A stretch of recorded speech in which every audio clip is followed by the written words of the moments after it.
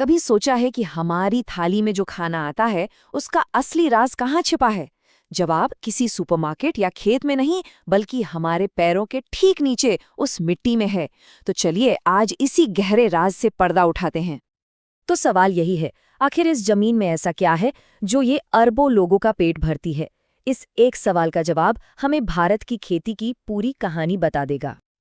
और इस पहेली को सुलझाने में हमारी मदद करता है Indian council of agricultural research यानी ICAR। उन्होंने एक साइंटिफिक सिस्टम बनाया है जिसने भारत की मिट्टी को अलग-अलग ग्रुप्स में बांटा है, जिससे हमें एक बिल्कुल साफ तस्वीर मिलती है। तो चलिए अब इस कहानी में और गहरे उतरते हैं। भारत की मिट्टी को ना एक पेंटर के पैलेट जैसा समझिए। इसमें कई रंग हैं और हर रंग की मतलब हर मिट्टी की अपनी एक अलग पर्सनालिटी है, अपनी एक अलग पहचान।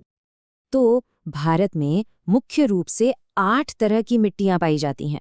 जी हाँ, पूरे 8 अलग-अलग तरह की।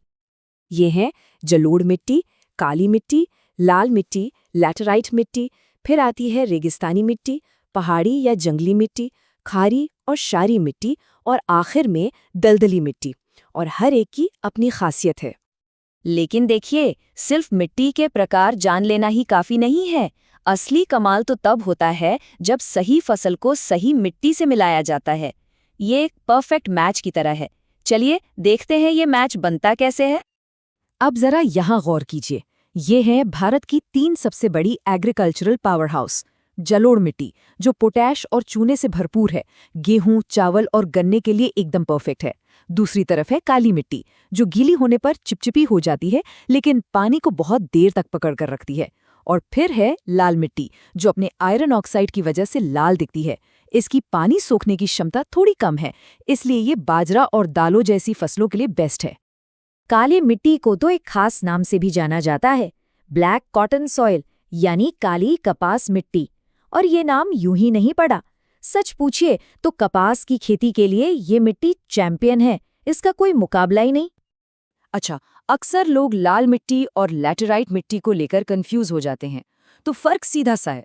लाल मिट्टी हल्की और भुरभुरी होती है, सिंचाई मिल जाए तो बहुत उपजाऊ हो जाती है। वहीं लैटेराइट मिट्टी बहुत ज्यादा बारिश वाले इलाकों में बनती है, जिससे उसके पोषक तत्व बह जाते हैं। इसीलिए ये चाय और कॉफी जैसी बागानी फसलों के लिए आइडियल है। और कहानी यहीं खत्म नहीं होती। रेगिस्तानी मिट्टी को ले लीजिए, सुनने में लगता है बंजर होगी, पर अगर सिंचाई की व्यवस्था हो तो उसमें बाजरा जैसी फसलें लहलहा उठती हैं। पहाड़ी मिट्टी में ऑर्गेनिक मैटर इतना ज्यादा होता है कि चाय, मसाले और फलों के बागान खूब फलते फूलते हैं। और तो और केरला जैसी जगहों की दलदली मिट्टी भी चावल की खेती के लिए बेहतरीन मानी जाती है। लेकिन ऐसा नहीं है कि हर मिट्टी खेती के लिए तैयार है। कुछ मिट्टियाँ जैसे खारी और क्षारीय, उनमें नमक की मात्रा इतनी ज्यादा होती है कि बिना सुधार के वो फसलें उगा ही नहीं सकती।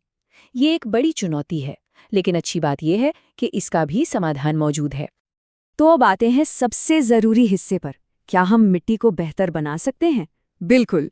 चलिए पहले तो ये जानते हैं कि सबसे अच्छी मतलब आदर्श मिट्टी होती कैसी है, और फिर ये भी देखेंगे कि बाकी मिट्टियों को कैसे सुधारा जा सकता है। खेती के लिए जिसे गोल्ड स्टैंडर्ड कहते हैं वो है दोमट मिट्टी या लोमी सॉइल।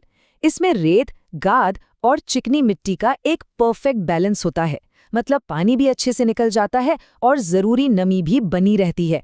एकदम आइडियल सिचुएशन। और सबसे अच्छी खबर जानते हैं क्या है?